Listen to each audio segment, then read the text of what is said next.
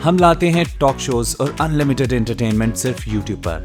अगर आपने अभी तक हमारा चैनल सब्सक्राइब नहीं किया तो अभी सब्सक्राइब करें और बेल आइकॉन को क्लिक करके हमारी लेटेस्ट वीडियोस के बारे में अपडेट जानें। सब्सक्राइब कीजिए और हम आपको लिए चलेंगे आपकी फेवरेट वीडियो की तरफ।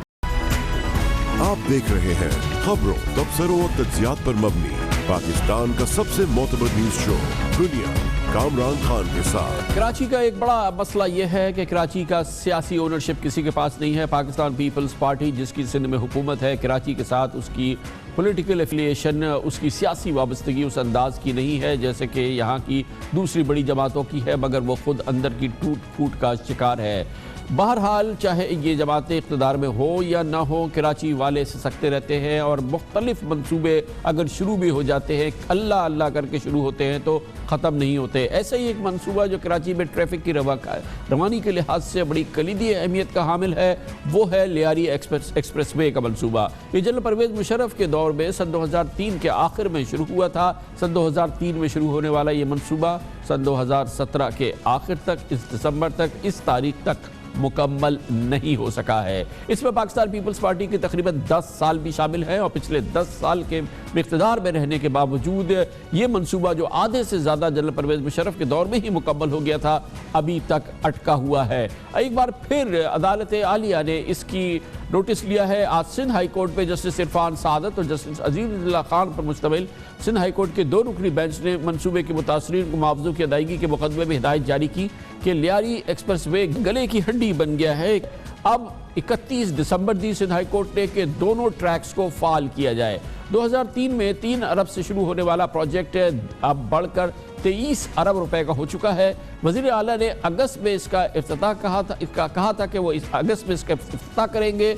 हम इस रोड पर सफ़र करते हैं, ये अभी तक मुकम्मल नहीं हुआ। अगर जल्द मुकम्मल ना किया तो अखराजात में बेतहाशा इजाफे का मामला हम नैब को भेज देंगे, आज सिंध हाई कोर्ट ने वार्न किया। मंसूबे के मुतासरीन को फौरी मुआवजा अदा न किया गया तो सख्त एक्शन लेंगे। माड़ीपुर से सोहराबगोट तक 16 किलोमीटर तवील लियारी एक्सप्रेस वे पर 2003 में काम शुरू हुआ था, लेकिन अब तक इस काम का सिर्फ साउथ कॉरिडोर ही यानी एक तरफ का कॉरिडोर फाल हो चुका है। साबिक गवर्नर डॉक्टर इशरत उल इबाद ने मार्च 2016 में हुकूमत सिंध के साथ इस पर दोबारा काम शुरू कराया था और कहा था कि हद से हद ये 18 माह में मुकम्मल हो जाएगा, लेकिन अब भी ये मद्दत गुजर चुकी है और अभी तक ये काम मुकम्मल नहीं हुआ है।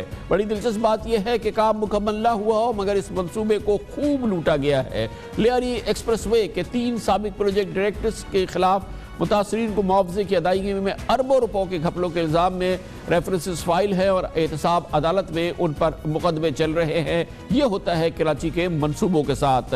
ताज़ा तरीन सूरत हाल क्या है, ये जानने के लिए हम लियारी एक्सप्रेस पे जाएंगे, जहाँ पर हमारे सीनियर कॉरेस्पॉन्डेंट मुनव्वर आलम मौजूद है। मुनव्वर, बताइएगा क्या सूरत हाल है? लियारी एक्सप्रेस वे एक तरफ चलता है, एक तरफ अभी चलने के काबिल नहीं है, एक ट्रैक चलता है। क्या वैसे क्या ग्राउंड की सिचुएशन क्या है और क्या आपकी क्या इत्तलात है? देखिए कामरान साहब, यूँ कहना चाहिए कि तकरीबन 70% काम जो है वो 2010 में मुकम्मल हो चुका था।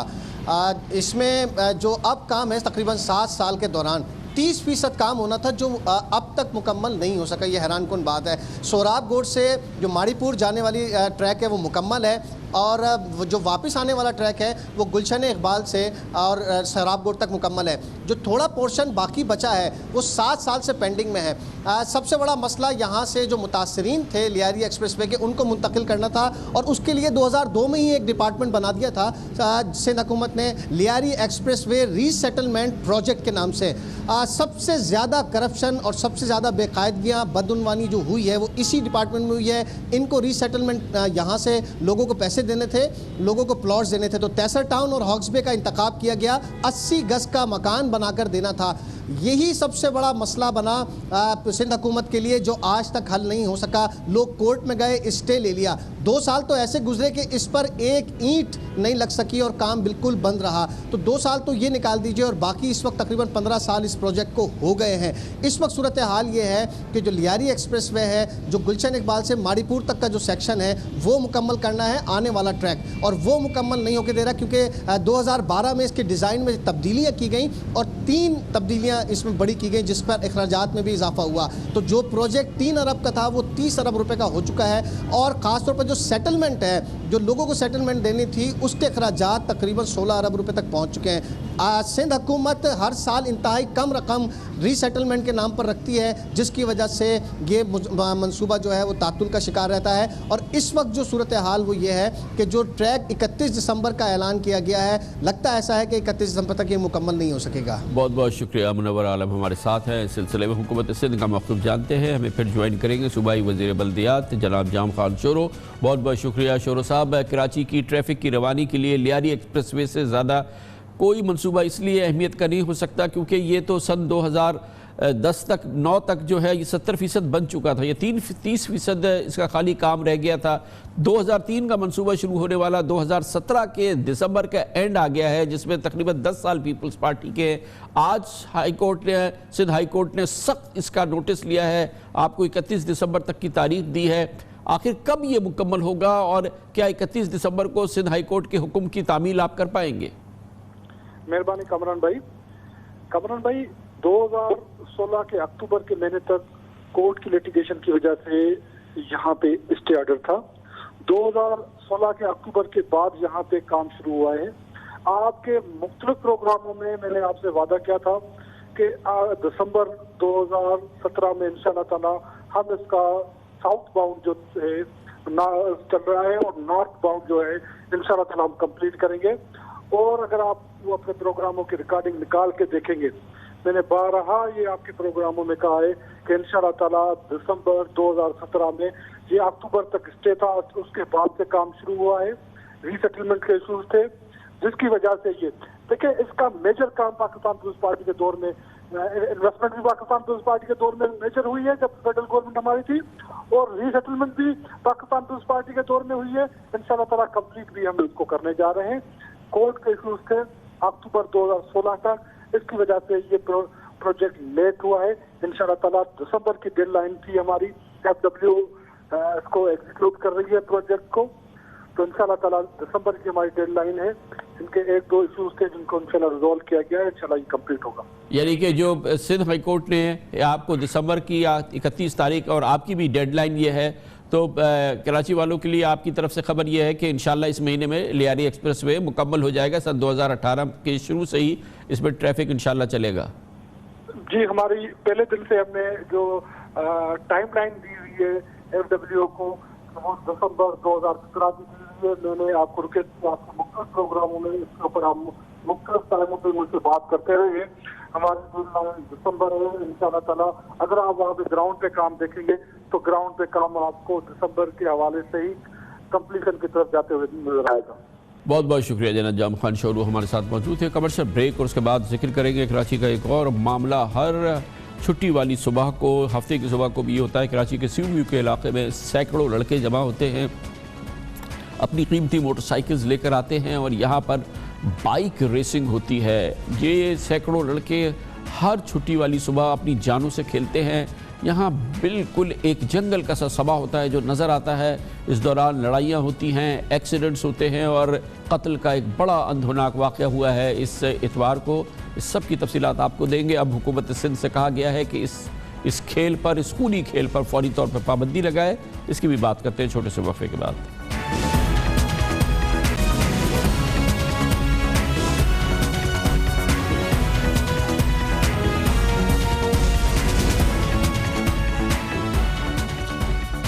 हर इतवार की सुबह कराची के सीयू के इलाके में, जो कराची के DHA का इलाका कहलाता है, इस इलाके में इसकी चौड़ी शाहराहों पे हर इतवार की सुबह कराची के सैकड़ों लड़के अपनी मोटरसाइकिल, जो कि अक्सर जदीद और महंगी मोटरसाइकिल्स होती है, नॉर्मल मोटरसाइकिल्स नहीं, लेके जाते हैं और फिर वहाँ पे हर सुबह और रात गए, सैटरडे की रात गए, एक खेल खेला जाता है जिसमें ये मोटरसाइकिल सवार जुनूनी अंदाज में रेस करते हैं, एक दूसरे से मुकाबला करते हैं, एक पहिए पे मोटरसाइकिल चलाते हैं और न जाने क्या क्या करते हैं। एक जुनूनी कैफियत है जो कि इस पूरे इलाके में नज़र आती है।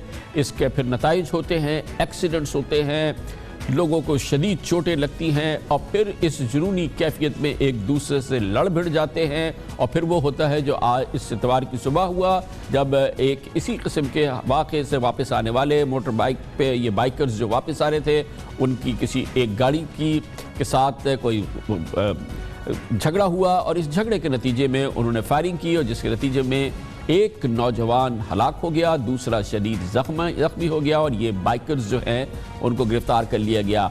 मगर सबसे अहम बात यह है कि कैसे ये मुमकिन हुआ है कि कराची में DHA के इलाके में ये बाइकर्स ये जुनूनी खेल सैकड़ों लोग खेलते हैं, उन्हें कोई रोकता नहीं है। कराची की हुकूमत, सिंध की वजारत दाखिला कुछ क्यों नहीं करती और ये पूरी सूरत हाल जो है ये हर हफ्ते सुबह, हर संडे को सुबह नजर आती है।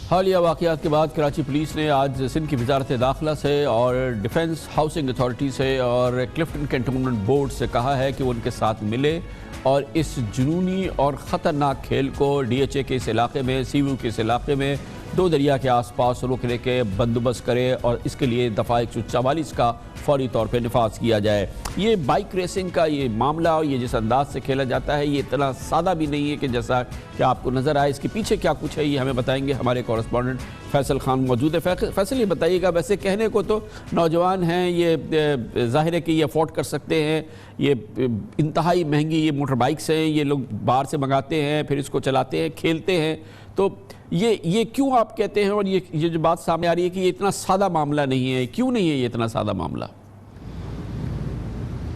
देखें सर, जिस तरह ये हैवी बाइक्स के जो राइडर्स हर इतवार को जो मामला हुआ था, ये हैवी बाइक्स के राइडर्स हैं, ये इस शहर की अशराफिया के वो बच्चे हैं जिनके पास ठीक ठाक पैसा है और वो महंगी तरीन बाइक्स इंपोर्ट करते हैं और फिर इस तरह वो यहाँ पर लेकर आते हैं, रेस लगाते हैं, स्टंट दिखाते हैं और अगर इसमें कोई इनके साथ उलझ जाए तो फिर इसी तरह का वाक़या होता है जिस तरह का ये हुआ। लेकिन इसके साथ एक दूसरा ग्रुप्स हैं, गैंग्स हैं जो शहर में दंदनाते फिरते हैं, जिनको बाकायदा एक माफिया चला रहा है और उसके लिए सोशल मीडिया का इस्तेमाल किया जाता है, फेसबुक का इस्तेमाल किया जाता है और उसमें बच्चों को इस्तेमाल किया जाता है। 70-125 जो मोटरसाइकिल होती हैं उनको ऑल्टर किया जाता है और बाकायदा इनकी रेस लगाई जाती है जिस पर 10,000 रुपये से लेकर 10 लाख रुपए तक का सट्टा लगाया जाता है।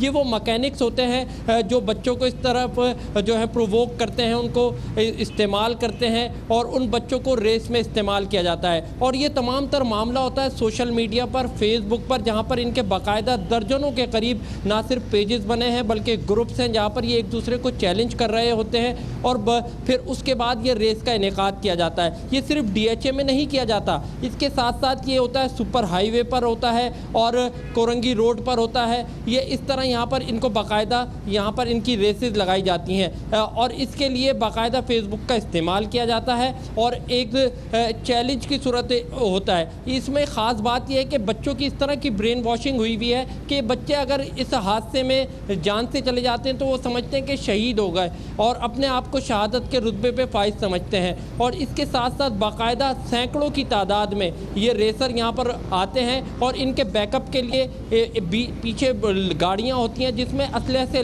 लेस लोग होते हैं जो इनको प्रोटेक्शन प्रोवाइड करते हैं। अगर कोई मामला आपस में जैसे अगर क्लैश भी हो जाता है तो इसमें जान से चले जाते हैं। सबसे ख़ास बात यह है कि इसमें हर साल 300 से ज़ायद नौजवान बच्चे जान से चले जाते हैं और जिनकी उम्रें 14 साल से 25 साल के दरमियान होती हैं और जो अगर इस हादसे में जो इसका शिकार होते हैं उनकी तादाद 3000 से ज़ायद है। ये वो ऑफिशियल रिकॉर्ड है जो road accident safety and prevention centre बनाया गया था गवर्नमेंट से। ये भी हर इतवार को होती है, ये रेसेस जो होती हैं ये भी इतवार के रोज़ होती है या सैटरडे नाइट्स को होती है? इनका भी वही होता है जैसे कि ये DHA वाली रेसेस हैं CVU की?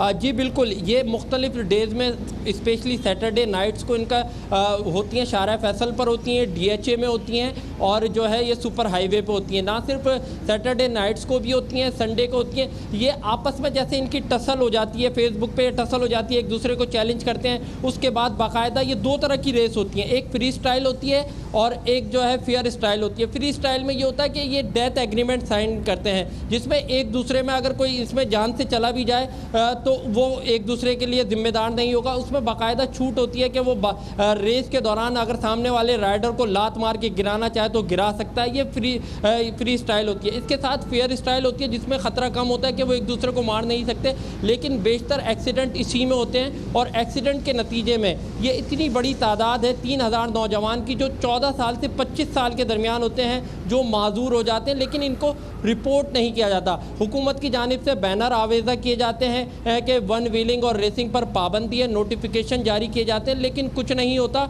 और ये दिन ब दिन बढ़ता जा रहा है। बहुत शुक्रिया फैसल खान, बहुत ही हैरत की इत्तला है, बहुत ही खतरनाक ये पूरा अमल है जो जारी है। जैसे कि अभी आपने सुना कि 3000 नौजवान हर साल इस किस्म की जो मोटर बाइक रेसेस होती हैं, ये रेसेस बाइक रेसेस जो हैं, ये अपनी ज़िंदगियों को ख़तरे में डालते हैं और 300 लोग इसमें हर साल हलाक हो जाते हैं, जिनको एक ट्रैफिक एक्सीडेंट ट्रीट किया जाता है। कमर्शियल ब्रेक और उसके बाद जिक्र करेंगे मुत्तहिदा कौमी मूवमेंट पाकिस्तान अंदर से इसमें तोड़ फोड़ का अमर है, तितर बितर हो रही है। ये 1 साल पुरानी जमात इस वक्त बमुश्किल तमाम अपने कदमों पर खड़ी है। इसकी वजूहात क्या हैं, इसके अंदर के एक साहब हमारे साथ होंगे छोटे से वक्फे के बाद।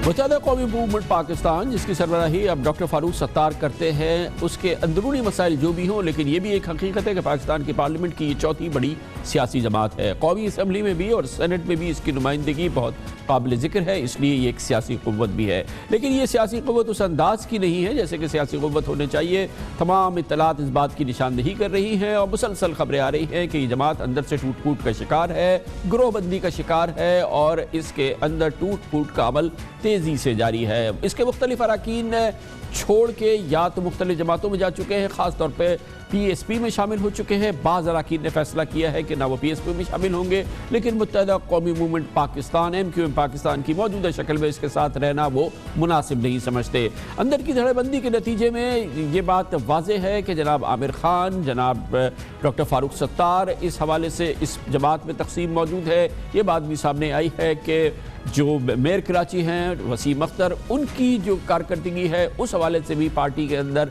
इंतशारी कैफियत है जो कि बढ़ती चली जा रही है। कहा यह जा रहा है कि जमात सिर्फ इस वजह से इकट्ठी है क्योंकि इस वक्त ख्याल ये है कि पार्लियामेंट में इसका एक असर है और इस असर को बरकरार रखने के लिए इस पार्टी को मज़ीद टूट फूट का शिकार नहीं होने दिया जा रहा। इसलिए कोशिश की जा रही है कि पार्टी अपनी जगह इकट्ठी रहे, लेकिन इसमें वाज़े तौर पे लगता है कि फ़िलहाल है, लेकिन सन 2018 के इलेक्शन तक क्या होगा ये कहना कब्ल अज़ वक्त होगा। पार्टी के अंदर क्या कुछ हो रहा है ये सब कुछ हम जानने की कोशिश करेंगे। मुत्तहिदा कौमी मूवमेंट के साबिक़ मेंबर कौमी असम्बली जनाब अली रज़ा आबदी, उन्होंने मुत्तहिदा कौमी मूवमेंट से अलहदगी इख्तियार की है और उन्होंने कहा है कि मौजूदा सूरत हाल में जिस अंदाज से MQM पाकिस्तान चल रही है वो इस जमात से मुंसलिक रहना पसंद नहीं करते हैं।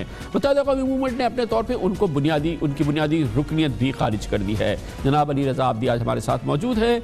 MQM पाकिस्तान के अंदर क्या हो रहा है, उनकी अपनी क्या पोजीशन थी, क्यों उन्होंने छोड़ा, ये सब कुछ हम पूछेंगे। बहुत बहुत शुक्रिया आबदी साहब। इस वक्त आपकी स्टेटस क्या है? आपने तो इस्तीफ़ा दे दिया, उन्होंने आपकी बुनियादी रुकनियत ख़त्म कर दी।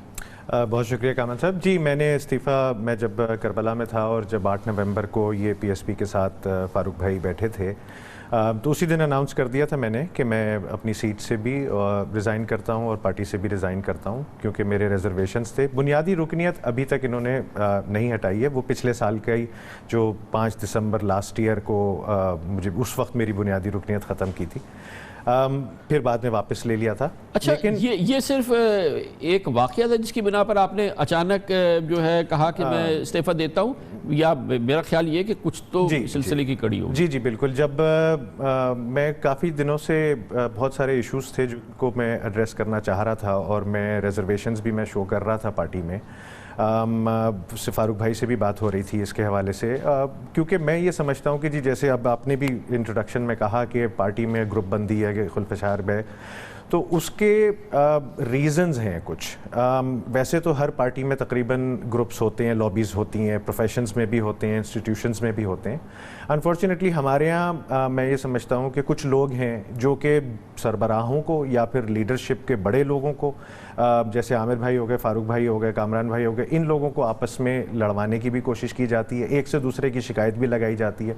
मेरे बारे में भी बहुत सारी चीज़ें बताई जाती हैं, गलत भी बताई जाती हैं, प्रोपेगेंडा भी किया जाता है विद इन द सिस्टम।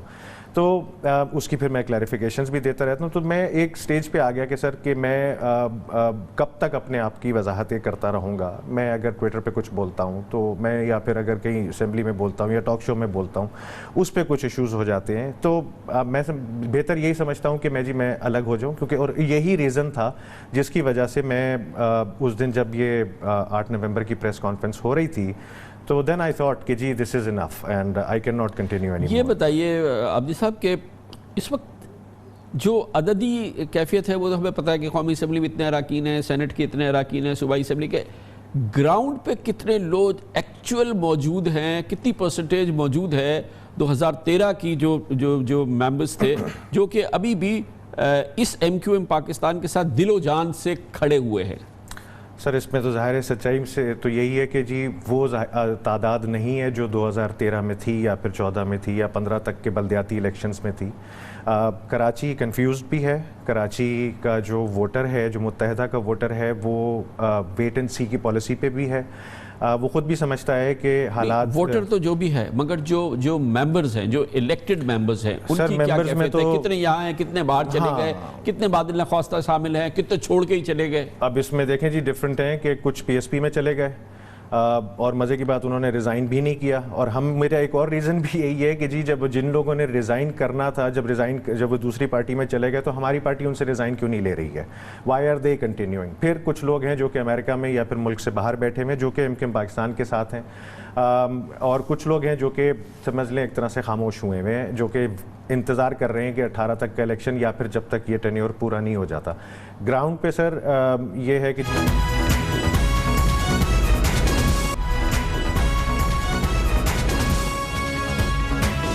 आप देख रहे हैं खबरों, तबसरों और तज्जियात पर मबनी पाकिस्तान का सबसे मोतबर न्यूज शो दुनिया, कामरान खान के साथ। वज़ीर आला पंजाब और पाकिस्तान मुस्लिम लीग नून की दूसरी अहम सियासी शख्सियत जनाब शहबाज शरीफ आज मुश्किल में फंसते नजर आ रहे हैं। उनकी हुकूमत की भरपूर कोशिश के मॉडल टाउन रिपोर्ट मंजर आम पे ना आए आज बाकायदा नाकाम हो गई। लाहौर हाई कोर्ट की फुल बेंच ने सानए मॉडल टाउन को फौरी तौर पर इस हवाले की जो रिपोर्ट है मंजर आम पर लाने का हुक्म दिया। ये वो रिपोर्ट है जो जस्टिस बाकर नचवी जुडिशल कमीशन ने तश्कील दी थी। आज हुकूमत पंजाब की तमाम दरख्वास्तें इसी लाहौर हाई कोर्ट ने कि रिपोर्ट मंजर आम पर ना आए मुस्तरद कर दी। लाहौर के इलाके मॉडल टाउन में 17 जून 2014 को डॉक्टर ताहिरुल कादरी के घर के सामने बैरियर्स हटाने के दौरान पुलिस की फायरिंग हुई थी। इसमें 14 अफराद जाँ बाग हुए थे और लगभग 100 अफराद के करीब जख्मी हो गए थे। जस्टिस बाकर नचवी कमीशन ने 2014 में अपनी रिपोर्ट लाहौर हाई कोर्ट पर जमा करा दी थी।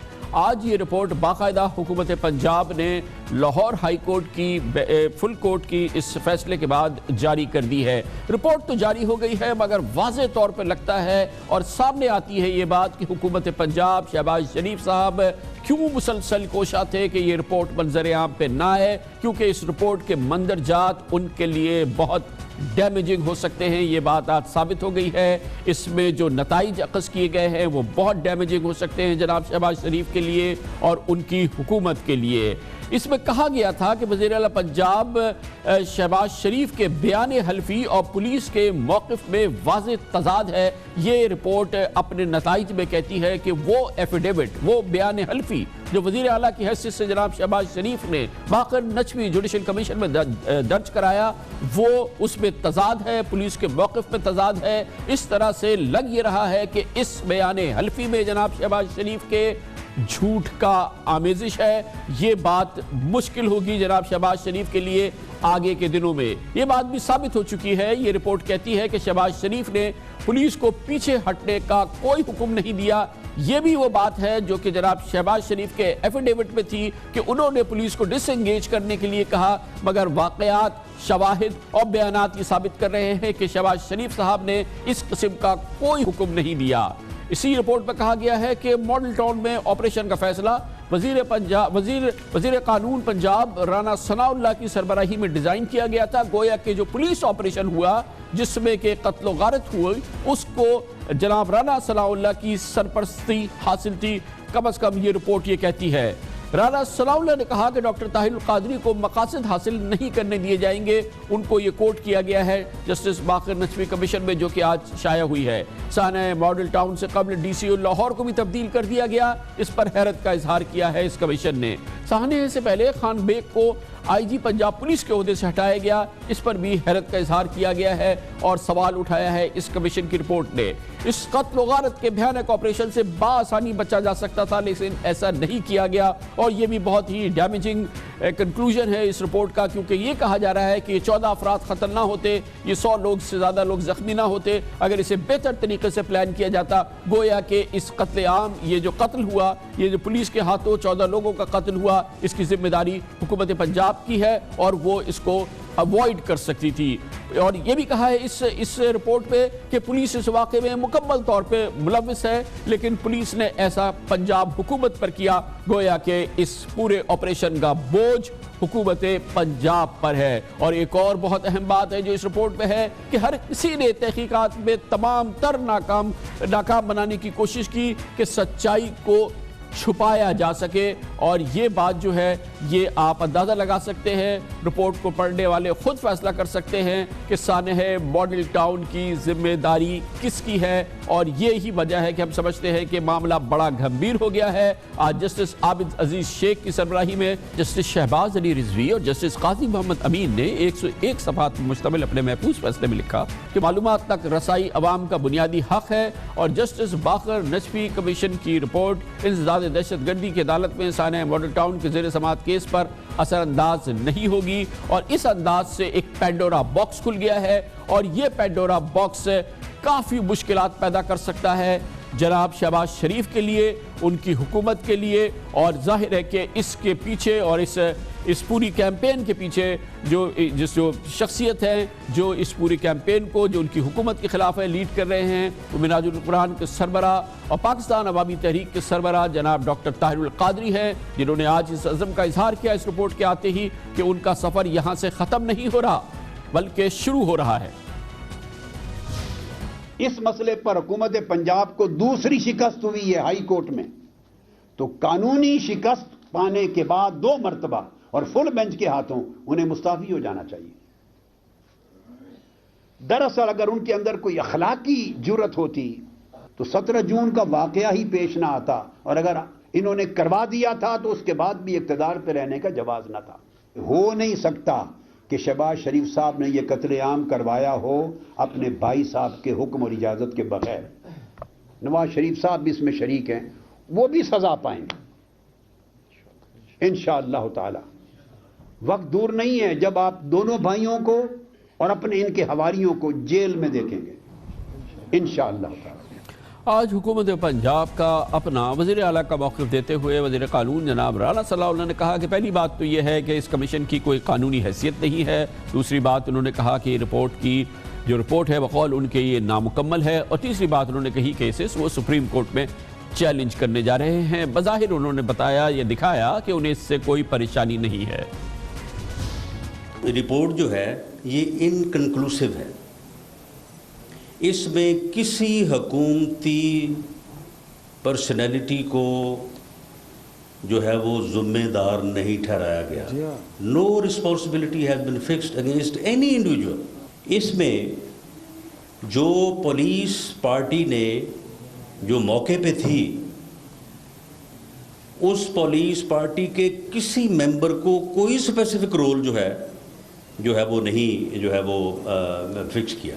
इस रिपोर्ट में जगह ब जगह ये जिक्र है कि पैट के वर्कर्स की तरफ से वो रेजिस्टेंस दी गई जो कि बाद में पुलिस के साथ उनके तसादम का बायस बनी, ये रिपोर्ट जो है ये डिफेक्टिव है in the I of law. मैंने जैसे भी अर्ज़ किया जनाब सनाउल्लाह को इंट्रोड्यूस करने से पहले कि हुकूमत पंजाब का ये फैसला है कि लाहौर हाई कोर्ट की फुल बेंच के इस फैसले को कि इसे मंजर आम पे किया जाए, बाकर नचवी कमीशन रिपोर्ट को वो उसको सुप्रीम कोर्ट में चैलेंज नहीं करेंगे।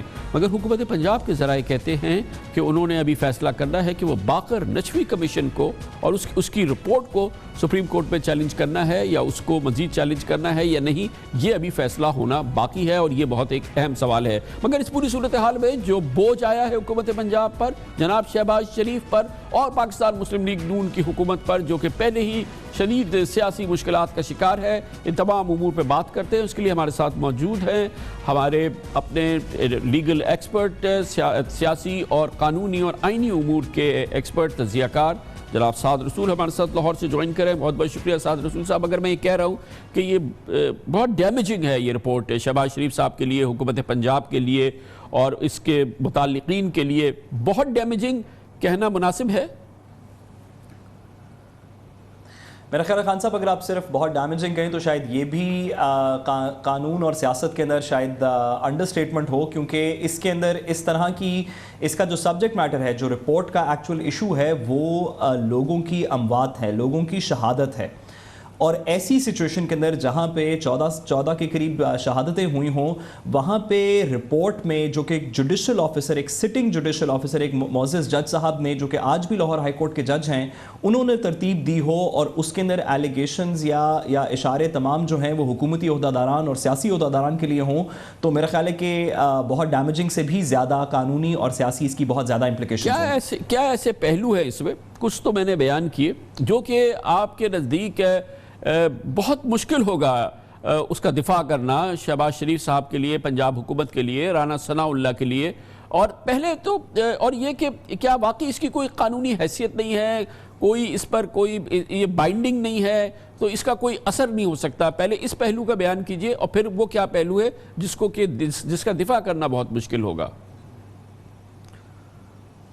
जी, जो आपने पहला सवाल पूछा कि क्या ये बाइंडिंग है या क्या इसकी कानूनी हैसियत है, देखिए इस वक्त एक केस भी साथ साथ चल रहा है। जो मॉडल टाउन सानहे के शोहदा हैं उनके मुतालिक एक ट्रायल कोर्ट के अंदर केस चल रहा है, जिसके अंदर ये तयन किया जाएगा कि किसको कितनी सज़ा दी जाए और वो क्या वो एंटी टेररिज्म एक्ट के नीचे या हमारी दीगर पाकिस्तान पीनल कोड की प्रोविजंस के नीचे किसी को कोई सज़ा का मुर्तकिब है, और अगर है तो वो कौन है। उस सिचुएशन के अंदर राना सनाउल्लाह साहब ने और हुकूमत पंजाब के दीगर नुमाइंदगान ने ये बार बार कहा कि इसकी एविडेंशरी वैल्यू नहीं, यानी कि ये शवाहिद के तौर पे या सबूत के तौर पे ये रिपोर्ट अदालत के अंदर पेश नहीं की जा सकती, इसकी कंक्लूजन्स नहीं पेश की जा सकती।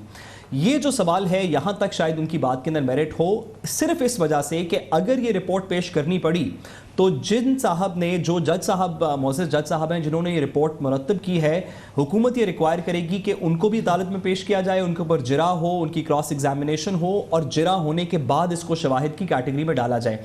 ये बात थोड़ी सी मुश्किल होगी, लेकिन ये ज़रूरी नहीं है कि ये शवाहिद के लिए पेश की जाए। अब ये बात जो दूसरी अहम बात है एविडेंस के तौर पे, जो दूसरी अहम बात है, आपने जैसा कि बिल्कुल बहुत अच्छा इसको बयान किया, अहाता किया है कि ये क्या इसकी लीगल वैल्यू है, लेकिन बहरहाल इसकी जो कंक्लूजन्स है क्या ये बिल्कुल इररेलेवेंट है, इनकी कोई वर्थ नहीं है, क्या इनकी कोई मकाम नहीं है? अगर ये कहते हैं कि 14 लोग कत्ल हुए और इसमें जनाब शहबाज शरीफ साहब ने ये गलत कह रहे हैं वो कि उन्होंने पुलिस को डिसएंगेज करने के लिए कहा, या उन्होंने अपने हल्फिया बयान में इस हवाले से जो दूसरे बयान दिए वो गलत है, या ये कि ये मामला जो था ये अवॉइड किया जा सकता था, ये लोगों का कत्ल नहीं होता, ये 100 लोग ज़ख्मी नहीं होते और हुकूमत पंजाब इसकी जिम्मेदारी है, तो क्या हम कह सकते हैं कि जी इसकी तो कोई लीगल बाइंडिंग ही नहीं है, कोई वैल्यू ही नहीं है, तो फिर ये क्या एक्सरसाइज इन फ्यूटिलिटी है, इसका कोई फ्यूचर नहीं है? क्या ये बात आप समझते हैं कि ये ऐसा ही है? और दूसरी बात फिर ये कि वो क्या इसकी कंक्लूजन है फर्दर जो कि बहुत ज़्यादा डैमेजिंग है शहबाज शरीफ साहब के लिए और उनकी हुकूमत के लिए? जी, मैं बताऊं जी कि देखिए, सबसे पहली बात ये कि आपने कहा कि इसकी कितनी ज़्यादा इंपॉर्टेंस होगी। देखिए, अगर ट्रायल कोर्ट के अंदर ये बतौर एविडेंस ना भी पेश की जाए तो तब भी ये हुकूमत ने इस कमीशन को कॉन्स्टिट्यूट किया, कानून के नीचे कमीशन कॉन्स्टिट्यूट हुआ, एक सिटिंग जज साहब ने इसको होल्ड किया, तो इसकी जितनी भी कंक्लूजन्स हैं वो तमाम जो हैं वो सियासी तौर पर भी असरअंदाज होंगी, कानूनी तौर पर भी असरअंदाज होंगी। जो शवाहिद और एफिडेविट इस कमीशन के सामने पेश किए गए, अगर रिपोर्ट को ना भी एविडेंस काउंट किया जाए तो वो तमाम एफिडेविट्स जो या चीफ मिनिस्टर साहब की तरफ से पेश किए गए या पुलिस के एहलकारों की तरफ से पेश किए गए, उन तमाम से पुलिस या हुकूमत अपने आप को डिस्टेंस नहीं कर सकती। ये नहीं कर सकती कि अदालत में जाके मुख्तलिफ बयान दिए और रिपोर्ट के सामने मुख्तलिफ जज साहब के सामने मुख्तलिफ बयान दिया गया हो, ये बिल्कुल भी नहीं किया जा सकता। आपने बात की कि कौन सी वो चीज़ें हैं जो कि थोड़ी सी ज़रूरी हैं, जिनको हाईलाइट भी करना चाहिए, जो कि सियासी तौर पे बड़ी डैमेजिंग होंगी और कानूनी तौर पे भी डैमेजिंग होंगी। मैं एक दो चीज़ें वजाहत करना चाहता हूँ इस रिपोर्ट के अंदर से। ये रिपोर्ट बड़े वाज़े तौर पे कहती है कि शहबाज शरीफ साहब ने जो एफिडेविट सबमिट करवाया मोजेस ट्राइब्यूनल के सामने, मोजेस जज साहब के सामने, और एफिडेविट का मतलब है कि उन्होंने ऑन ओथ ये स्टेटमेंट रिकॉर्ड की, उन्होंने हल्फिया बयान जमा करवाया। उसके अंदर उन्होंने कहा कि मैंने डिसएंगेजमेंट का ऑर्डर दे दिया था, कि मैंने कहा था कि पुलिस को पुल बैक कर लिया जाए, डिसएंगेज कर लिया जाए। ये बयान शहबाज शरीफ साहब का ना पुलिस के किसी एहलकार से करॉबोरेट होता है, ना राना सनाउल्लाह साहब के बयान से करॉबोरेट होता है, बल्कि रिपोर्ट खास तौर पे पॉइंट आउट करती है कि राना सनाउल्लाह साहब ने इस तरह के किसी हुक्म का जिक्र नहीं किया। और उसके बाद ये रिपोर्ट कहती है पैराग्राफ पेज 79 पे कि it has become crystal clear that order of disengagement was not passed at all chief minister साहब की तरफ से। अब इसकी मैं सबसे पहली बात वजाहत कर दूं, एक तो इसकी जो क्रिमिनल लाइबिलिटी है कि चीफ मिनिस्टर साहब ने कोई ऑर्डर पास नहीं किया था, उन्होंने इस तरह का कोई पुलिस को पुल बैक करने का नहीं कहा, वो एक क्रिमिनल लाइबिलिटी तो एक तरफ है, बट साथ ही साथ क्योंकि चीफ मिनिस्टर साहब अपने बयान हल्फी में कह चुके हैं कि मैंने ये ऑर्डर पास किया था और रिपोर्ट की ये कंक्लूजन है कि ऐसा कुछ नहीं हुआ था, तो चीफ मिनिस्टर साहब ने ओथ पे बयान हल्फी पे झूठ बोला। और अभी हम पैनामा के केस से निकलते हुए आ रहे हैं जहां पे बयान हल्फी पे झूठ बोले गए जो हैं, उसकी वजह से 62-63 के क्लॉजेस भी अट्रैक्ट होते हैं। और हो सकता है कि आइंदा आने वाले इलेक्शंस में जब नॉमिनेशन पेपर सबमिट किए जाएं तो चीफ मिनिस्टर साहब को, शहबाज शरीफ साहब को इस बात पे सवाल पूछा जाए कि आपके बयान हल्फी में आपने गलत बयानी की। ये एक जुडिशल कमीशन की रिपोर्ट के अंदर ये वाजे हो चुका है, तो आप अब किस तरह आपको 62-63 के ऊपर बताइएगा कि और ये जो कहा गया है वजीर कानून राना सनाउल्लाह के हवाले से कि उन्होंने पूरा ऑपरेशन सुपरवाइज किया, उन्होंने डिज़ाइन किया, वो उसके स्ट्रेटजिस्ट थे, तो फिर जो कुछ हुआ फिर उसकी जिम्मेदारी राना सनाउल्लाह पे इस कंक्लूजन की किस हद तक होती है? बिल्कुल जी, इसकी बहुत स्ट्रॉन्ग कंक्लूजन है। मैं बोला पैसेज आपकी इजाज़त से व्यूअर्स के लिए भी पढ़ दूं कि एक सेंटेंस है कि द ऑपरेशन, पेज 72 पे, कि the operation planned and designed under the chairmanship of the law minister resulted into gruesome killings could have been easily avoided. Report ये कह रही है कि राना सनाउल्लाह साहब ने जो ऑपरेशन प्लान किया उससे निहत्ते लोगों की शहादतें हुई और ये अवॉइड की जा सकती थी, लेकिन राना सनाउल्लाह साहब ने ऑपरेशन ही इस तरह का प्लान किया जिसकी वजह से ये शहादतें हुई। साथ ही साथ जब रिपोर्ट पुलिस वालों की बात करती है और ख़ास तौर पे कंक्लूजन के अंदर भी पुलिस वालों की जब बात करती है तो रिपोर्ट ये कहती है कि पुलिस वालों को वहाँ पे जो काम करने के लिए भेजा गया था हुक्म के तहत वही काम उन्होंने किया। अल्फाज ये हैं कि police did what they were sent to do. तो ये सेंट का जो बात है ये डायरेक्टली राना सनाउल्लाह की तरफ जाती है कि पुलिस वालों को एक हुक्म के तहत भेजा गया था कि आप लाइव फायर आर्म खोलेंगे। उन्होंने लाइव फायर आर्म खोले और अब से कुछ अर्सा पहले राना सनाउल्लाह साहब की प्रेस कॉन्फ्रेंस के अंदर भी इस पर बात हो चुकी है कि रिपोर्ट के पेज 57 पे कुछ एक इस तरह की भी स्टेटमेंट है जो कि मसलकी इशूज़ को भी सामने ला सकती है। और ये तमाम चीज़ें अगर राना सनाउल्लाह साहब के हुक्म के तहत हो रही थी जो कि रिपोर्ट कहती है तो उनके लिए बड़ा खतरनाक होगा। अच्छा, इसकी क्या, अब ये सब कुछ कह दिया, जब कंक्लूजन पे आ रही है ये रिपोर्ट तो वो कहते हैं कि हम जिम्मेदारी किसकी है, अब आप ये पूरी पढ़ लें और आप खुद इसका तयन करें। ये जज साहब ने क्या किया, जब ये सारी एविडेंस रिकॉर्ड कर दी, ये सारी ऑब्जर्वेशंस दे दी, ये सब कुछ कर दिया, तो ये क्या किया कि आखिरी लाइन लिख दी कि हम जिम्मेदारी के हवाले से आप पे छोड़ते हैं, आप पूरा पढ़ लें, आप अपनी जिम्मेदारी लगाएं। ये क्या किया इन्होंने? हाँ साहब, मेरे ख्याल में इसको तीन पहलुओं में देखना चाहिए। सबसे पहली बात यह कि रिपोर्ट में एक नहीं बारहा ये कहा गया कि हुकूमत ने इस ट्राइब्यूनल को वो पावर्स नहीं दी। और ख़ास तौर पे ये मैं पेज नंबर 68 के ऊपर ख़ास तौर पे लिखा हुआ है कि हुकूमत ने ट्राइब्यूनल को वो पावर्स नहीं दी जिससे ट्राइब्यूनल अपनी मजीद इन्वेस्टिगेशन कर सके, वो वाली पावर्स ही नहीं दी। और लगता यह है कि ये हुकूमत ने लोगों को ये फैक्ट्स को छुपाने के लिए कहा। दूसरा, साथ ही साथ ट्राइब्यूनल के अंदर ये भी बात लिखी हुई है कि जितने भी अहकामात दिए गए वो राना सनाउल्लाह साहब की डायरेक्शन पे दिए गए और चीफ मिनिस्टर साहब ने उसको रोका नहीं। ये सब कहने के बाद जो ट्राइब्यूनल है वो अदालत के तौर पे नहीं बैठा हुआ। ट्राइब्यूनल ने सजाएं नहीं डिटर्मिन करनी, ट्राइब्यूनल ने अपने कंक्लूजन्स देने हैं कि ये शवाहिद हैं, ये हकायक हैं, इस तरह हुआ। इन हकायक के ऊपर अदालत कल को किसी चीज़ किस शख्स को सज़ा देती है, किसको नहीं देती, ये एक जुडिशल फंक्शन है जो ट्रायल कोर्ट ने करना था।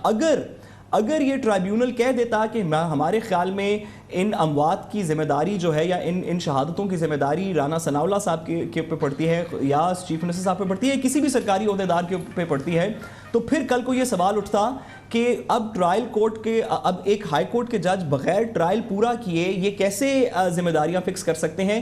इसलिए जज साहब ने बड़े तहम्मुल का मुजाहरा किया इसके अंदर कि शवाहिद सारे लिख दिए और कहा कि जो इसकी कंक्लूजन्स हैं वो पढ़ने से वाज़ेह होते हैं और वो ट्रायल कोर्ट ऑब्वियसली इसको डिटर्मिन करेगी क्योंकि इसमें क्रिमिनल लायबिलिटी प्लेस करनी पड़ेगी। बहुत शुक्रिया साद रसूल, हमारे दुनिया न्यूज़ के लीगल और पॉलिटिकल अफेयर्स के एक्सपर्ट हैं और आपने देखा कि उनकी एक्सपर्टीज़ नुमाया है। हुकूमत पंजाब के लिए मुश्किल सूरत हाल है, जनाब शहबाज शरीफ के लिए कठिन सूरत हाल है और ये वो कठिन सूरत हाल है जो काफ़ी ज़्यादा कठिन हो सकती है उनके लिए, राना सनाउल्लाह साहब के लिए और उनकी हुकूमत के लिए। कमर्शियल ब्रेक और उसके बाद जिक्र करेंगे अब इलेक्शन की तैयारियां हैं। आज तवील सालों के बाद, कई सालों के बाद इस्लामाबाद में पाकिस्तान पीपल्स पार्टी ने जलसा किया। बिलावल भुट्टो जरदारी जो इस वक्त पाकिस्तान पीपल्स पार्टी की फ्रंट सीट पे, ड्राइविंग सीट पे बैठे नज़र आ रहे हैं, उन्होंने बड़ी समझदार तकरीर की और पार्टी की मीरास और विरासत के हवाले से बात की। जनाब आसिफ अली जरदारी ने कहा कि हमारी तो ख्वाहिश ये है कि वक्त से पहले ही ये हुकूमत ख़त्म हो जाए और अबूरी हुकूमत कुछ काम करे, लंबे काम करे। ये बड़ी मायने ख़ेज़ बात है जो जनाब आसिफ अली जरदारी ने की। बिलावल भुट्टो जरदारी ये नहीं कहते, वो कहते हैं वक्त पे इलेक्शन होने चाहिए और हुकूमत अपनी मुद्दत पूरी करे। इस सब की बात करते हैं। पाकिस्तान पीपल्स पार्टी का 50वां साल है, अब उसकी यौम तासीस है। इस पर पीपल्स पार्टी का एक बड़ा भरपूर तजिया भी करेंगे छोटे से वक्फे के बाद।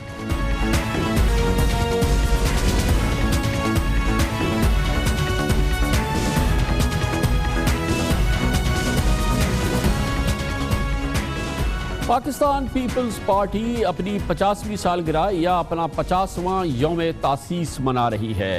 ये पाकिस्तान की मजबूत लिबरल पार्टी है और ये उस वक्त इसका 50वां यौम तासीस हो रहा है जब पार्टी अमलन उसकी सियासी इन्फ्लुएंस, उसकी सियासी ताकत अंदरूनी सिंध तक महदूद होकर रह गई है। यकीनी तौर पे पाकिस्तान पीपल्स पार्टी के लिए इम्तहानी ज़माना है और ये वही ज़माना है जब उसके 29 साला चेयरमैन बिलावल भुट्टो जरदारी की कोशिश है और पाकिस्तान पीपल्स पार्टी के कलीदी सीनियर रहनुमाओं की कोशिश है कि बिलावल भुट्टो जरदारी अब दरअसल अमलन पाकिस्तान पीपल्स पार्टी की गाड़ी चलाएं और ड्राइविंग सीट पे बैठे। उनकी सियासत, उनकी हिकमत अमली, उनकी पॉलिसी और उनके विजन को पाकिस्तान पीपल्स पार्टी अगले दौर में लेके जाए। आज इस सिलसिले में पाकिस्तान पीपल्स पार्टी ने अपने 50वें यौमी तासीस पर एक तवील अरसे के बाद वफाकी दारुल हुकूमत इस्लामाबाद में जलसा किया, जहां पर बिलावल भुट्टो जरदारी ने सबसे आखिर में तकरीर की, अपने वालिद आसिफ अली जरदारी के भी बाद तकरीर की और अपनी कमिटमेंट और अपनी थिंकिंग और अपनी हिकमत अमली को जमहूरियत से और जमहूरियत के तसलसल से मुंसलिक किया। जमहूरियत के बगैर ना ये मुल्क आगे बढ़ सकता है और ना ही वफाक कायम रह सकता है। इस मुल्क की असल ताकत इस मुल्क की अवाम है। अवाम ही ताकत का सरचश्मा है और इस मुल्क और अवाम के लिए जब भी ज़रूरत पड़ी हमने शहादतें कबूल की। जमहूरियत हमारी सियासत है, ताकत का सरचश्मा अवाम है और शहादत हमारा अमल है। जनाब बिलावल भुट्टो जरदारी पिछले कई रोज से जोर दे के कह रहे हैं कि जमहूरियत ही पाकिस्तान को फ़रोग़ पहुंचा सकती है, जमहूरियत ही पाकिस्तान की बका है और जमहूरियत से मुंसलिक रहना, वक्त पे इलेक्शन कराना और गैर जमहूरी क़ुव्वतों को आगे ना बढ़ने देना या उनकी हिम्मत अफजाई ना करना, ये जमात का, पीपल्स पार्टी का मौक़िफ़ होना चाहिए, ये जनाब बिलावल भुट्टो जरदारी कहते हैं। मगर पार्टी के कई कलीदी रहनुमा और सीनियर लोग समझते हैं कि बिलावल भुट्टो जरदारी नज़रियाती भी हैं, आइडियलिस्ट भी हैं, लेकिन पाकिस्तान की ग्राउंड सिचुएशन, पाकिस्तान की अटल हकीकतों से वो उस अंदाज से वाकिफ़ नहीं है जैसे कि उनके वालिद जनाब आसिफ अली जरदारी हैं, जो कराची पाकिस्तान की सियासत के हुनर को खूब जानते हैं। इसीलिए जब बिलावल भुट्टो जरदारी अटल रवैये का इजहार कर रहे हैं और कह रहे हैं कि पाकिस्तान में इलेक्शन वक्त पे होने चाहिए, गैर जमहूरी क़ुव्वतों को आगे नहीं आने देना चाहिए, और इस हवाले से कई दूसरी बातें वो करते हैं कि इंतकाल इख्तिदार अपने वक्त पे होना चाहिए, जमहूरी अंदाज में होना चाहिए, जनाब आसिफ अली जरदारी वो बात नहीं करते। उनके जहन में शायद कुछ और है, उनके जहन में वो है जिसकी चेमो गोइयाँ भी होती रहती हैं, यानी कि तवील मुद्दती उमूरी हुकूमत और मसाइल को हल करने के लिए वक्त चाहिए, हुकूमत को पहले ही चले जाना चाहिए। पहली बार जनाब आसिफ अली जरदारी ने आज इस जलसे में इस जानिब अपने ख्याल का इजहार किया। ये सिर्फ इलेक्शन तक छुपाना चाहते हैं, ये चाहते हैं कि इंटरिम गवर्नमेंट जो है वो उठाए सारा वज़न, पर ये ज़रूरी नहीं कि ये इंटरिम गवर्नमेंट तक चलें। ये भी तो हो सकता है कि उससे पहले ये आज हार मान लें। हमारी कोशिश ये होगी कि ये उनसे पहले ही हार माने और ये पहले ही पावर छोड़ें, ताकि हम कुछ आके, कुछ चल के, कुछ समझ के मुल्क को संभाल सकें, उसको चला सकें। अब हम इनकी जमहूरियत नहीं बनाएंगे, नहीं बचाएंगे, हम अपनी जमहूरियत लाएंगे। ये वो दो सोचे हैं जिसका पाकिस्तान पीपल्स पार्टी को अपने 50वें साल में सामना है। एक जानिब है 29 साला बिलावल भुट्टो जरदारी, दूसरी जानिब जनाब आसिफ अली जरदारी जो पाकिस्तान की मखसूस सियासत के मखसूस हुनर और फ़न को जानते हैं। बिलावल भुट्टो जरदारी जो आइडियलिस्ट हैं, वो अपने नाना की सियासत को और नज़रिए को और अपनी वालदा मोहतरमा बेनज़ीर भुट्टो की सियासत और नज़रिए को लेके आगे बढ़ना चाहते हैं। ये वो तकसीम है। पीपल्स पार्टी के 50 साल की इस तकसीम पर गहरी निगाह डाली है हमारे नुमाइंदे खुसूसी शाहजेब जिलानी ने अपनी इस खुसूसी रिपोर्ट में। पीपल्स पार्टी का क़याम अयूब खान की फ़ौजी हुक्मरानी के ख़िलाफ़ वजूद में आया। ये नज़रियाती सियासत का दौर था। जुल्फ़िकार अली भुट्टो का पैगाम मुल्क भर में फैलता चला गया। सन 70 के इलेक्शन में भुट्टो ने मगरबी पाकिस्तान स्वीप किया, लेकिन मशरक़ी पाकिस्तान में मुजीबुर रहमान की अक्सरियत आई। इक़्तिदार अक्सरियत के हवाले करने से इनकार किया गया। मुल्क दो लख्त हो गया, जिसकी जिम्मेदारी फ़ौज और जुल्फ़िकार अली भुट्टो पर आई। मिस्टर भुट्टो मुल्क के पहले civilian chief marshal law administrator बने और बाद में पहले मुंतखब वज़ीर आज़म, और हमेशा पाकिस्तान की हाकमियत। सन 73 में उन्होंने पाकिस्तान को पहला इस्लामी जमहूरी आइन दिया और मुल्क के खुफिया एटमी प्रोग्राम पर काम का आगाज़ किया। भुट्टो के हामियों के नज़दीक उन्होंने लोगों को अपने जमहूरी हुकूक की आगाही दी और सियासत को ड्राइंग रूम से निकालकर गलियों देहातों में पहुँचाया। लेकिन उनके नाक़दीन कहते हैं कि भुट्टो शख्सी आमरीत की मिसाल थे और मुखालफीन को सबक सिखाने के लिए जाने जाते थे। सन 77 के आम इंतखाबात में पीपल्स पार्टी की हुकूमत पर धांधली कराने के इल्ज़ामात लगे। सियासी बहरान का फ़ायदा जनरल ज़ियाउल हक ने उठाया। इक़्तिदार पर कब्ज़ा करके उन्होंने भुट्टो को जेल में डाल दिया। अदालत से जुल्फ़िकार अली भुट्टो को इंसाफ ना मिला और उन्हें सूली पर लटका दिया गया। Zulfikar Ali Bhutto was hanged to death at 2 o'clock this morning in Rawalpindi district jail.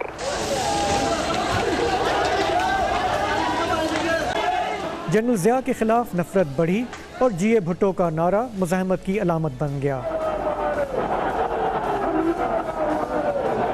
जब बेनज़ीर भुट्टो मैदान में उतरी तो अवाम ने उनसे बड़ी तवक्कुआत वाबस्ता कर लीं। सन 88 में वो मुस्लिम दुनिया की पहली खातून वज़ीर आज़म मुंतखब हुईं। पाकिस्तान के लिए ये बहुत बड़ा एजाज़ था, लेकिन जल्द ही उन्हें इक़्तिदार से अलहदा करने की साजिशें शुरू हो गईं। अपने 30 साला सियासी सफ़र के दौरान बेनज़ीर भुट्टो का ज़्यादातर वक्त सियासत में फ़ौज के किरदार के ख़िलाफ़ जद्दोजहद करते गुजरा। वो सिर्फ 5 साल हुकूमत में रहीं, जिसमें उनका ज़्यादातर ध्यान रियासती साजिशों से निमटने की तरफ रहा। सन 2007 की इंतखाबी मुहिम के दौरान उनके कत्ल ने उनके हामियों और मुखालफीन सबको सोगवार किया। उनकी शहादत के बाद आसिफ जरदारी ने पीपल्स पार्टी संभाली। चौथी बार जब हुकूमत मिली तो पीपल्स पार्टी ने मुफाहमत का नारा लगाया। और एक बार फिर फ़ौज के साथ शरीक इक़्तिदार हुई। लेकिन हुकूमत को मुसलसल अंडरमाइन और कमज़ोर करने की कोशिशें फिर भी बंद ना हुईं। इसके बावजूद पीपल्स पार्टी ने पहली बार हुकूमत में अपने 5 साल पूरे किए। इस दौरान मुत्तफ़िका आइनी तरामीम करके सूबों को उनके इख्तियारात दिए गए। लेकिन जमहूरियत की दावेदार ये पार्टी अवाम को मुकामी सतह पर बाख्तियार बनाने से इनकारी रही। ना बिजली और पानी का बहरान हल हुआ, ना ही मुल्क की मईशत संभालने में कोई सलाहियत और काबिलियत दिखाई गई। नतीजा ये निकला कि मुल्क की ये बड़ी कौमी जमात 2013 के इलेक्शन में अंदरूने सिंध तक महदूद होकर रह गई। हालिया बरसों में पीपल्स पार्टी मुसलसल फ़ौज, अदलिया और मीडिया के गम गुस्से का शिकार रही है। लेकिन फिर भी मुल्क की इस अहम कौमी जमहूरियत पसंद जमात ने अपनी कोई इस्लाह ना की। तालीम हो या सेहत, सिंध में पीपल्स पार्टी के 10 साल करप्शन और ख़राब तर्ज़ हुक्मरानी की मिसाल बनकर रह गए। और इस अहम मोड़ पे पाकिस्तान पीपल्स पार्टी की तकसीम है। जनाब आसिफ अली जरदारी की मौजूदा सियासी सूरत हाल के हवाले से उनकी अपनी मखसूस सियासी सोच और बिलावल भुट्टो जरदारी की आइडियलिस्ट सोच के हमें नज़रिए पे काम करना है और हमें उस नज़रिए पे काम करना है जो जुल्फ़िकार अली भुट्टो और बेनज़ीर भुट्टो का नज़रिया है। इसमें हमें कॉम्प्रोमाइज़ नहीं करना है, हमें एक्सेप्शंस क्रिएट नहीं करनी है। यही वजह है कि हालिया दिनों में जब बात चली कि नया एहतसाब बिल आ रहा है, इसमें पाकिस्तान पीपल्स पार्टी के कलीदी सीनियर रहनुमाओं ने कहा कि इसमें जर्नलिस्ट को भी शामिल करना चाहिए, अदलिया को भी शामिल करना चाहिए। तो बिलावल भुट्टो जरदारी खास तौर पे इस ग्रुप के साथ खड़े हो गए और उन्होंने इनकी हिमायत की, गो कि जनाब आसिफ अली जरदारी इस सोच के मुखालिफ थे।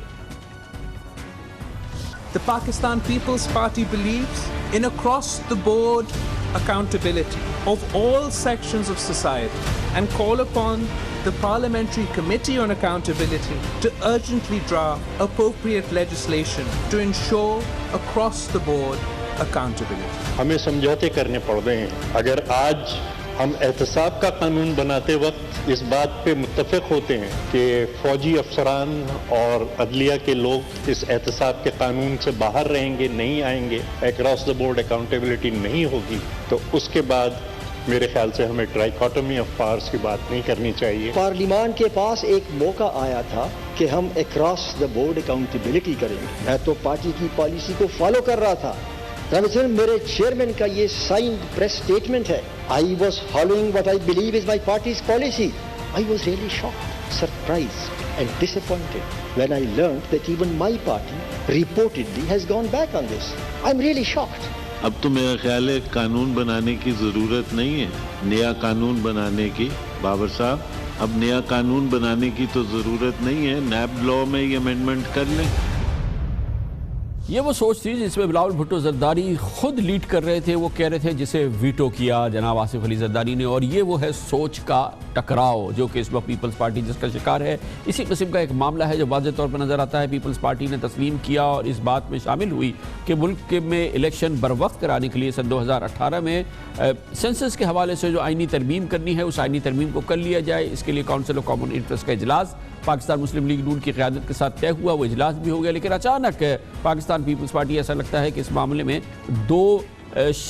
दूसरी राय का शिकार नज़र आती है और उसकी भी तर्जुमानी लगता यह है कि जनाब आसिफ अली जरदारी कर रहे हैं। जबकि बिलावल भुट्टो जरदारी और पीपल्स पार्टी के दूसरे रहनुमा समझते हैं कि इस वक्त सबसे कलीदी अहमियत की बात यह है जमहूरियत का तसलसल हो, इलेक्शन अपने वक्त पर हो और मौजूदा हुकूमत अपनी मुद्दत पूरी करे। ये बहुत अहम बात है इस मोड़ पर जो बिलावल भुट्टो जरदारी जिसको लीड कर रहे हैं और जिसकी तर्जुमानी कर रहे हैं।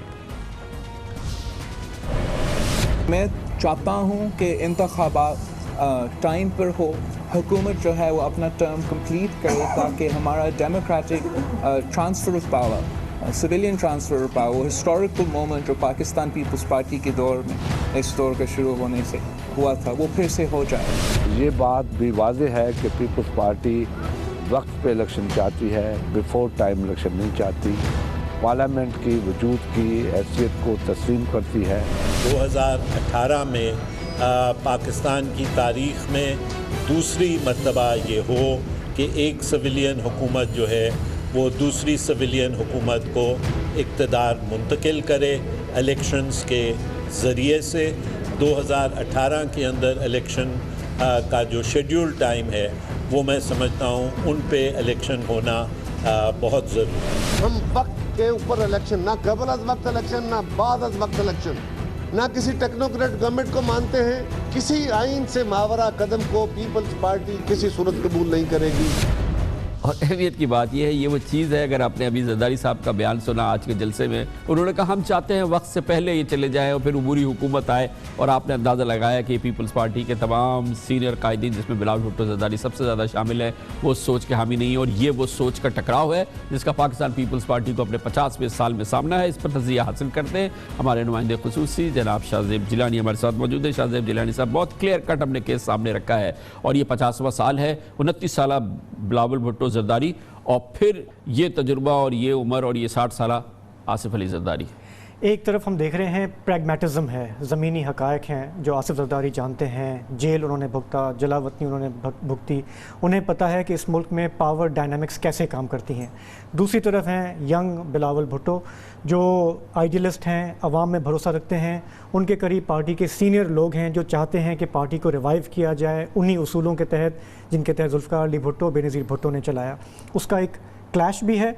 ये भी हो सकता है कि ये एक अग्रीड हो कि आप ग्राउंड पे आप काम करें, पार्टी बनाएं, लोगों में वो बात करें जिसके लिए पार्टी जानी जाती है, लेकिन फाइनल फैसला आसिफ जरदारी साहब। लेकिन इसमें ये बात भी बहुत अहम है कि इसमें बिलावल भुट्टो जरदारी के साथ वो लोग भी हैं जिनका एक्सपीरियंस सियासत में आसिफ अली जरदारी से ज़्यादा है, जो पीपल्स पार्टी के बहुत इंपॉर्टेंट पिलर्स हैं। ये सिर्फ नौजवान बिलावल की सोच नहीं है, ये पीपल्स पार्टी के ताज हैदर जैसे ग्रे हेयर्ड और फरतुल्लाह बाबर और रज़ा रब्बानी और एतजाज़ एहसन और सैयद खुर्शीद शाह बिलावल भुट्टो के साथ खड़े।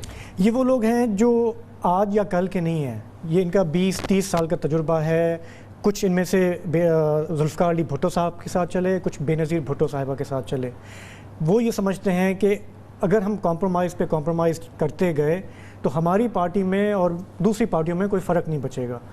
बिलावल साहब उनके लिए एक होप है कि अगर इस पार्टी ने रिवाइव होना है, इसे दोबारा कौमी पार्टी बनना है, तो बिलावल भुट्टो का जो ब्रांड है वो फिर भी सेल करता है, वो रेजोनेट करता है लोगों के साथ।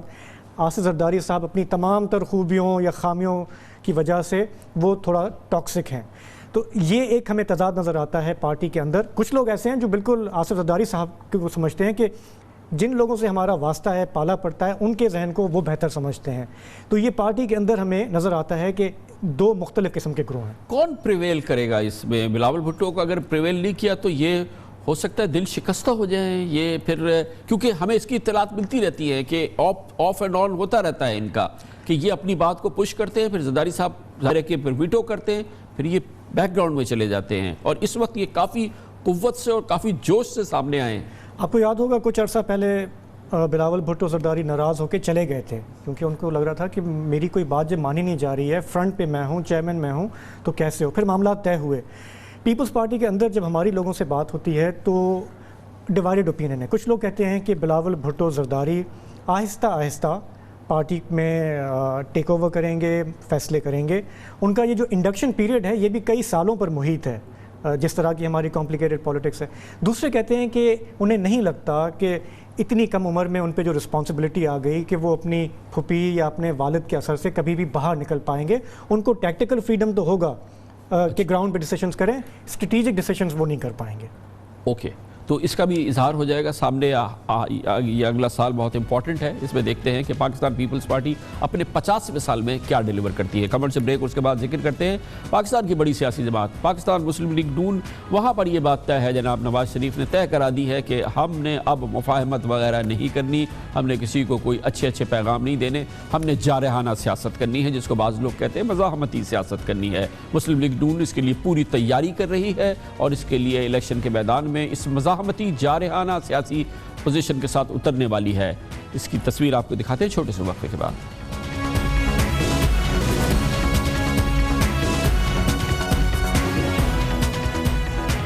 Welcome back. वक्फे से कबल बात हो रही थी पाकिस्तान पीपल्स पार्टी की और वहाँ पर जारी कशमकश की, जिसे लीड कर रहे हैं जनाब बिलावल भुट्टो जरदारी, जो पाकिस्तान पीपल्स पार्टी की इस वक्त सियासत की ड्राइविंग सीट पे बैठे नज़र आते हैं। और उनकी सोच ये है कि जमहूरियत होना चाहिए, जमहूरियत का तसलसल होना चाहिए और जोड़ तोड़ की सियासत से दूर रहना चाहिए। उनके वालिद जनाब आसिफ अली जरदारी की लगता यह है कि वो सोच नहीं है, वो ज़मीनी हकीकतों की बात कर रहे हैं, मगर बिलावल भुट्टो जरदारी उससे एग्री करते नजर नहीं आ रहे। दूसरी जानिब पाकिस्तान की सियासत में एक और अहम पेशरफ्त है जो कि आया हो चुकी है। पाकिस्तान मुस्लिम लीग नून अब मफाहमती नहीं बल्कि जारहाना पॉलिसी करेगी। उसके कायद जनाब नवाज शरीफ ने बावर करा दिया है पाकिस्तान मुस्लिम लीग नून की तमाम लीडरशिप को कि 4 साल तक मफाहमती सियासत जो उन्होंने इख्तिदार में रह के की, अब वो उस पर आगे नहीं बढ़ना चाहते। अब वो जारहाना सियासत करेंगे, जिसको के बाद मुस्लिम लीग नून के लोग मुबस्सिरीन कहेंगे कि वो मज़ाहमती सियासत को उन्होंने अपना लिया है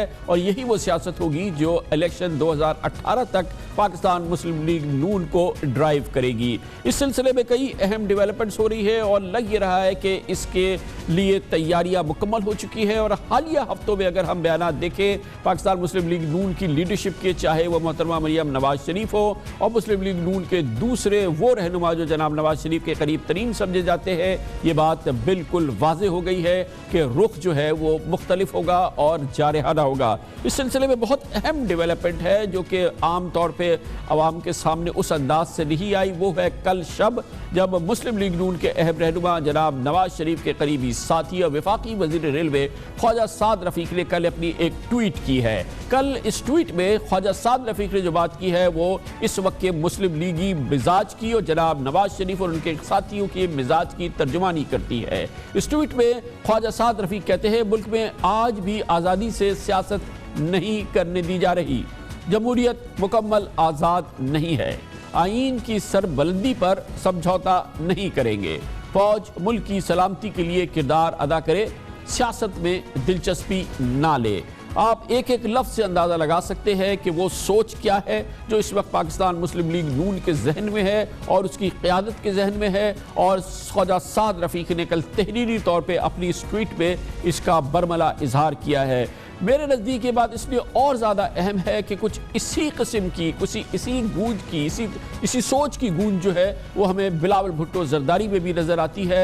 आज ये बात ख्वाजा साद रफ़ीक ने तो कही है, मगर गुज़श्ता हफ्ते बिलावल भुट्टो जरदारी ने जब इसी नौइयत की कोई एक बात की तो वो बहुत ही दिलचस्प मौका था, क्योंकि 29 साला बिलावल भुट्टो जरदारी के अतराफ में पाकिस्तान पीपल्स पार्टी के कलीदी सीनियर सफ़ेद बालों वाले रहनुमा बैठे हुए थे और बिलावल भुट्टो जरदारी ये बहुत ही इंपॉर्टेंट पॉलिसी बयान दे रहे थे। अपनी और अपनी पार्टी की सोच जिसको वो अब ड्राइव करना चाहते हैं उसकी तर्जुमानी कर रहे थे। और आपने अभी ख्वाजा साद रफ़ीक की ट्वीट सुनी, अब बिलावल भुट्टो जरदारी का ये बहुत अहम बयान दोबारा सुन ले और आपको मुमासलत नजर आएगी। मैं एक मैसेज देना चाहता हूँ इन तमाम फोर्सेस को कि प्लीज़ बस कर दें, जमहूरियत को चलने दो, इस मुल्क को चलने दो। हम थके हुए हैं, हमने इतने कुर्बानियाँ दिए हैं, इतना जिदोजहद किया है। आप कितने और चाहते हैं? और चाहते हैं, हम तैयार हैं, लेकिन मैं ये मैसेज ज़रूर देना चाहता हूँ नौजवानों की तरफ से कि please live up to our expectations for Pakistan.